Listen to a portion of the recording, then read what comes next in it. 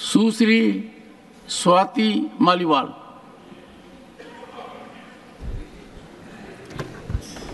Thank you, Chairman Sir, for giving me an opportunity to speak on such an important issue. Sir, पिछले 7 दिनों में दिल्ली देश की राजधानी में यूपीएससी की तैयारी करते हुए कई छात्रों की मौत हुई है। 4 छात्रों की मौत हुई है और मैं ये मानती हूँ कि ये मौत नहीं है, हत्या है। सर, हमने देखा किस तरीके से पटेल नगर में एक छात्र, नीलेश राय नाम उसका था, वो लड़का अपने घर के बाहर खड़ा था और वहाँ पर पानी भर गया और इस कारण से जैसे ही उसने गेट पकड़ने की कोशिश करी, उसका करंट लग के उसी वक्त मौत हो गई। 2 दिन पहले राजेंद्र नगर में बुरी तरीके से 3 बच्चे डूब के मर गए। वो सिर्फ अपनी लाइब्रेरी में, अपनी कोचिंग सेंटर की लाइब्रेरी के बेसमेंट में बैठे थे, पढ़ाई करने की कोशिश कर रहे थे, सामने पानी भरा और वो पानी उनके कमरे के अंदर आ गया, बेसमेंट में आ गया और 2 मिनट में तीनों के तीनों डूब के मर गए। सर, मैं कल वहाँ गई थी और मैंने उन परिवारों से मिली, उन 2 लड़कियों के परिवारों से मिली जिनकी जान गई है। उनमें से एक लड़की सर श्रेया थी, 25 साल की थी, अंबेडकर नगर से सर यहाँ दिल्ली आई थी पढ़ने के लिए। उसके पिताजी किसान हैं, उन्होंने बहुत संघर्ष कर कर उसको दिल्ली भेजा था। उनका एक ही सपना था कि मेरी बेटी आईएएस अफसर बनेगी, मेरी बेटी इस देश का नाम रोशन करेगी। सर, हम देखते हैं कि किस तरीके से इस देश में ऐसी बहुत बेटियां हैं जिनको ये सहूलियत नहीं मिल पाती, जो अपने सपने नहीं पूरे कर पाती। ये किसान परिवार अपनी बेटी को इतनी दूर दिल्ली एक सपने के साथ भेजता है और वो सपना डूब गया। इसी तरीके से तान्या जो 21 साल की थी, नवीन भी जो केरला से था, तान्या सिकंदराबाद से थी। सर, दोनों के दोनों डूब गए। कौन जिम्मेदार है? सर, आज दिल्ली देश की राजधानी में पूरे देश से, अलग अलग कोनों से, गरीब परिवारों से सर लोग आते हैं, बच्चे आते हैं यहाँ पर आईएएस ऑफिसर बनने का सपना देकर। सर, वो सिर्फ अपने लिए नहीं आते, वो एक ऐसा सपना लेकर आते हैं कि हम इस देश की गवर्नेंस में बदलाव लाएंगे, हम भ्रष्टाचार खत्म करेंगे, हम अपने गांव का, हम अपने शहर की स्थिति सुधारेंगे। और सर, इन बच्चों के साथ ऐसा होता है, किसी की कोई जवाबदेही नहीं है। सर, हम ये देखते हैं, मैंने कल जाके देखा राजेंद्र नगर में हर दूसरे घर में इस तरीके का सेंटर खुला हुआ है, इलीगल सेंटर्स खुले हुए हैं।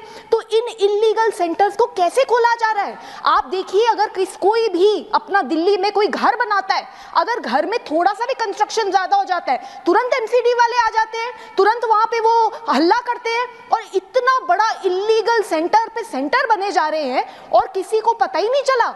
तो बहुत बड़े भ्रष्टाचार का मामला है जो आपके माध्यम से मैं यहाँ पे पेश करना चाहती हूँ। सर, हमें ये भी देखने को मिलता है कि थोड़ी सी बारिश होती नहीं और दिल्ली में कई इलाकों में ऐसा हाल हो जाता है कि नाव लेके निकलना पड़ जाए लोगों को। तो ड्रेनेज सिस्टम को कौन साफ करेगा? क्या दिल्ली सरकार और एमसीडी की कोई जिम्मेदारी नहीं है? सर, मैं ये आपके माध्यम से सर मैं 3 डिमांड रखना चाहती हूँ। सर, सबसे पहले ये जो एफआईआर हुई है, इस एफआईआर में उन कोचिंग के सेंटर के जो लोग हैं उनको पकड़ लिया है पुलिस ने। सर, लेकिन ये जो अधिकारी हैं और चुने हुए रिप्रेजेंटेटिव्स हैं, उनकी जिम्मेदारी कौन सेट करेगा? सर, आप देखिए, वहां पे मुझे बताया गया, बच्चों ने मुझे बताया कि किस तरीके से उन्होंने कंप्लेंट्स लिखी थी, पार्षद को लिखी थी, एमएलए को लिखी थी और कोई एक्शन नहीं हुआ। तो जो एफआईआर हुई है उसमें पूरी तरीके से जांच होनी चाहिए और ये जितने भी अधिकारी हैं इन सब के ऊपर सख्त से सख्त कार्रवाई होनी चाहिए। एक ऐसा मैसेज देना चाहिए कि आगे किसी की हिम्मत ना हो इस तरीके का लापरवाही या भ्रष्टाचार करने की। सर, दूसरी बात, सर, ऐसे मौकों पर कोई क्या ही मुआवजा देगा? एक परिवार जिसने अपनी बेटी खो दी, जिसने अपना बेटा खो दिया, सर, उसके लिए तो सब कुछ खत्म हो गया। मैं कुछ भी कह दूं, हम सब मिलके कुछ भी संवेदना प्रकट कर दें, हम उनका कोई भी खामियाजा नहीं कर सकते, हम उनकी संवेदना प्रकट ही नहीं कर सकते। सर, वो इतनी पीड़ा में है। लेकिन दिल्ली सरकार का फर्ज बनता है कि 1-1 करोड़ का कॉम्पनसेशन एक बच्चे को मिलना ही चाहिए। तीसरी बात, सर, हम ये देखते हैं इतने सालों से यूपीएससी की तैयारी करने के लिए दूर दूर जगहों से दिल्ली में बच्चे आते हैं, पर अभी तक दिल्ली सरकार ने इस तरीके के पीजीज को, इस तरीके के कोचिंग सेंटर्स को रेगुलेट करने के लिए कोई कानून नहीं बनाया। यूपीएससी की तैयारी करते हुए जो बच्चे हैं या बाकी एग्जाम्स की तैयारी करते हुए जो बच्चे हैं, उनके वेलफेयर के लिए कोई स्कीमें नहीं बनी है, कोई गाइडलाइंस नहीं है। ये सारी की सारी गाइडलाइंस होनी चाहिए।